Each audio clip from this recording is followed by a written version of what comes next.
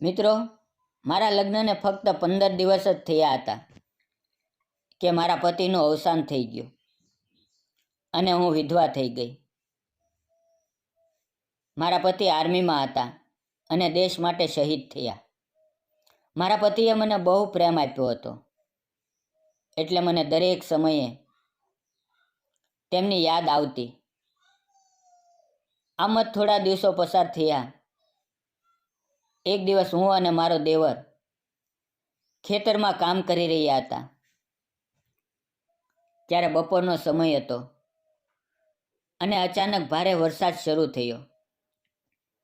ત્યારે અમે બંને ખેતરની ઝૂંપડીમાં ગયા. મોડી રાત સુધી વરસાદ બંધ થવાનું નામ જ લેતો નહોતો.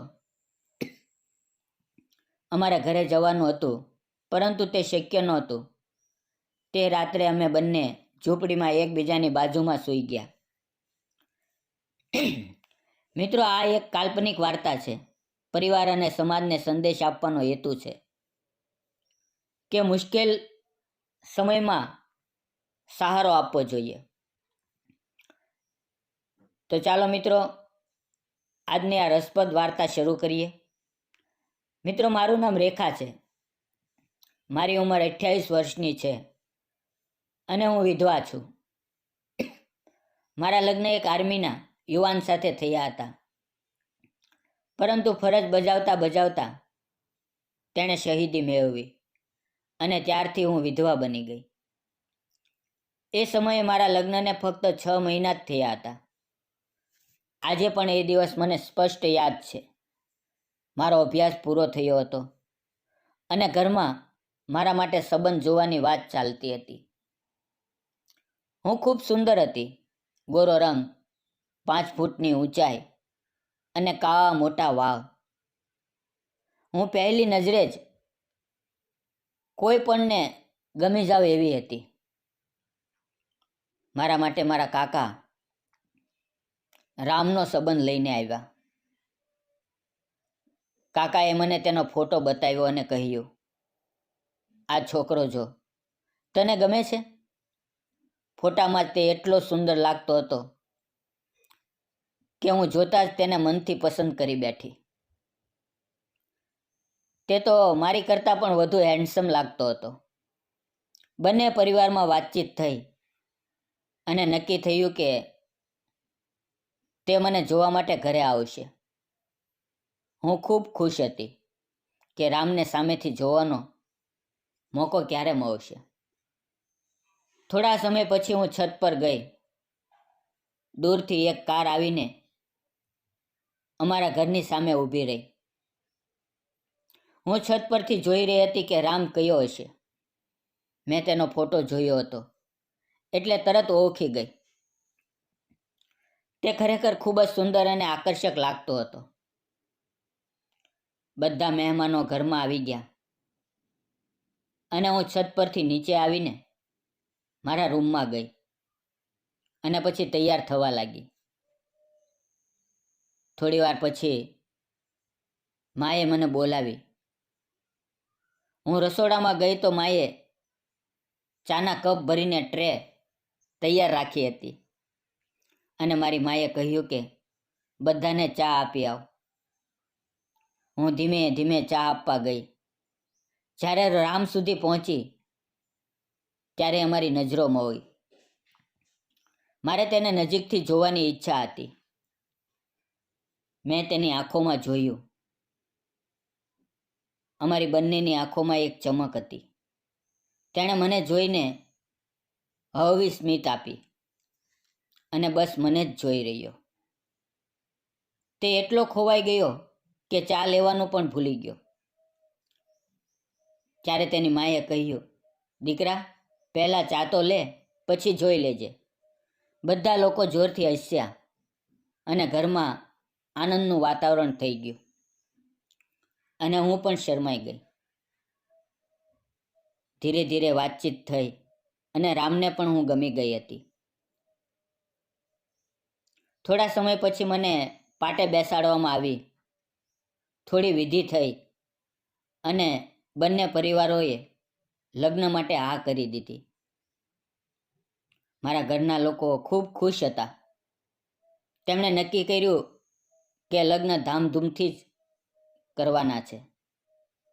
રામે 2 મહિનાની રજા લીધી હતી, કારણ કે તે આર્મીમાં સૈનિક હતો. ધીમે ધીમે લગ્નનો દિવસ નજીક આવવા લાગ્યો. તે સમયે મારી પાસે મોબાઈલ નહોતો.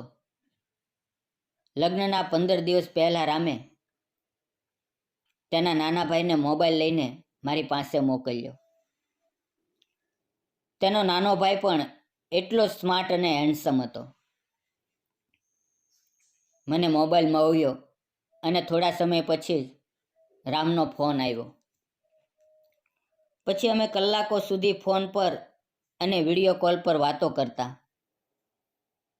ધીમે ધીમે અમારી વાતો વધી અને પ્રેમ વધુ ગાઢ બનતો ગયો. લગ્નની તારીખ આવી અને અંતે અમારા શાનદાર રીતે લગ્ન થઈ ગયા.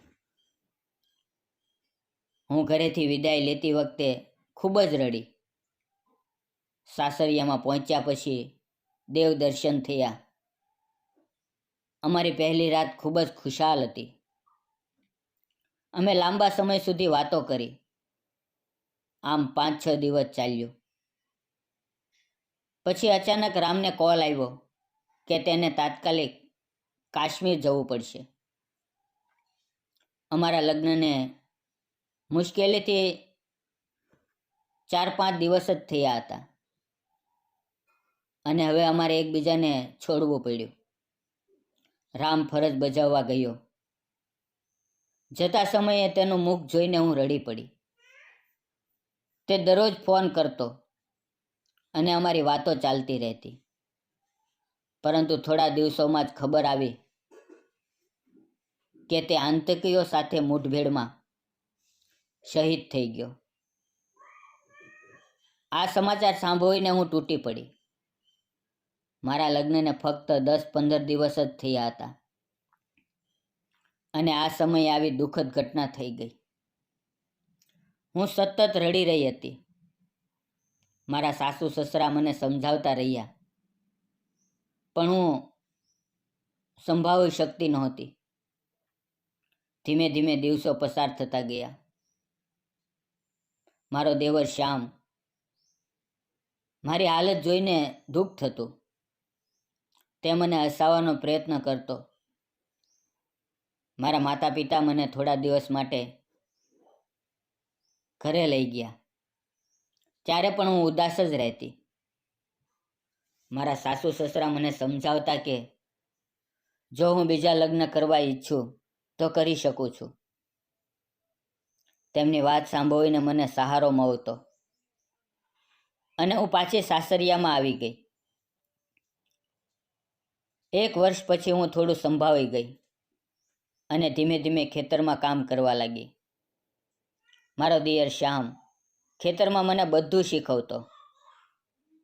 ધીમે ધીમે અમારી વચ્ચે મિત્રતા વધવા લાગી. એક દિવસ અમે ખેતરમાં હતા અને અચાનક વરસાદ આવી ગયો. અમે દોડીને ઝૂંપડીમાં ગયા. મારા કપડાં ભીંજાઈ ગયા હતા. ત્યારે શ્યામ બહાર ઊભો રહ્યો, જેથી હું આરામથી કપડાં બદલી શકું. તેનો આ સ્વભાવ મને સ્પર્શી ગયો. પછી તેણે પણ કપડાં બદલ્યા અને અમે બંને વરસાદ બંધ થવાની રાહ જોતા રહ્યા. પણ વરસાદ બંધ થયો નહીં, એટલે રાત્રે અમારે ત્યાં જ રહેવું પડ્યું. અમે ઝૂંપડીમાં થોડી આગ સળગાવી અને ખેતરમાંથી થોડી શાકભાજી ખાધી. રાત્રે અમે બંને એક ચટાઈ પર સૂઈ ગયા. શ્યામ એકદમ ઈમાનદાર હતો. તેને મારા પ્રત્યે કોઈ ખોટો વિચાર નહોતો, પરંતુ હું તેની તરફ આકર્ષિત થવા લાગી હતી. તે મને મારા પતિ રામની યાદ અપાવતો. મારા રડવાનો અવાજ સાંભળી અને તે જાગી ગયો. તેણે મને સમજાવ્યું. સવારે અમે ઘરે પાછા આવ્યા. થોડા દિવસ અમે એકબીજાથી વાત ન કરી. પરંતુ પછી એક દિવસ તેણે મને કહ્યું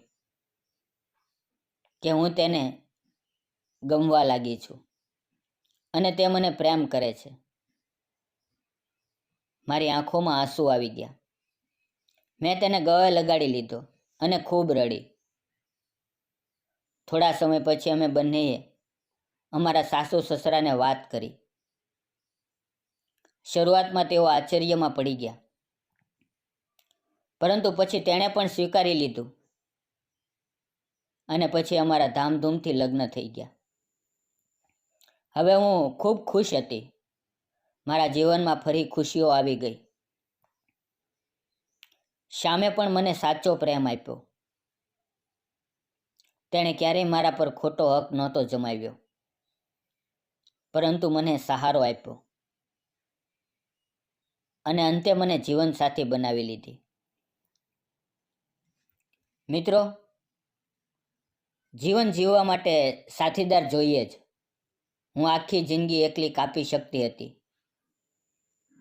પરંતુ ભગવાને મને ફરીથી ખુશી આપી. મિત્રો, મેં જે કર્યું તે તમને સાચું લાગ્યું કે ખોટું? અને તમે હોત તો શું કરત? કોમેન્ટમાં જરૂર લખજો. જો તમને મારી આ પ્રેમ કહાની ગમી હોય તો ચેનલને લાઈક, શેર અને સબસ્ક્રાઈબ કરવાનું ભૂલશો નહીં. ફરી મળશું આવતીકાલે એક નવી વાર્તાની અંદર. ત્યાં સુધી આવજો અને વિડીયો પૂરેપૂરો જોવા બદલ આપ સૌ મિત્રોનો દિલથી ધન્યવાદ. ફરી મળીએ છીએ મિત્રો આવતીકાલે એક નવી વાર્તાની અંદર. ત્યાં સુધી આવો અને જતાં જતાં એક કોમેન્ટ જરૂર કરો. ધન્યવાદ મિત્રો.